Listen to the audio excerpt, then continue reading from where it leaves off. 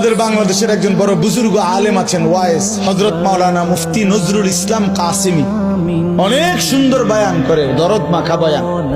ওনার বয়ান আমি নিজে শুনছি। উনি বলছে শুকর সকালবেলা যখন ঘুম থেকে উঠে, ওনার বয়ানের তো শুকর চোখ একসাথে মেলে না, মানে আমরা যখন চোখ খুলি না ঘুমের থেকে, শুকর একসাথে চোখ মেলে না, মানে পুরাটা খুলে লায় না আর কি, একটু একটু করে খোলে, একটু এরকম আস্তে আস্তে চোখ মেলে, মানে একটু একটু করে চোখ মেলে। উনি বলছেন কিতাবে লিখছে যে শুকর এরকম আস্তে আস্তে চোখ মেলে কেন, একটু একটু করে। শুকর বারবার বলে এই চোখ মেলবার সময়, আল্লাহ আমারে কোনো বেনামাজি কোনো নাফরমান যেন আমার চোখে না পড়ে, এই জন্য আস্তে আস্তে চোখ মেলে।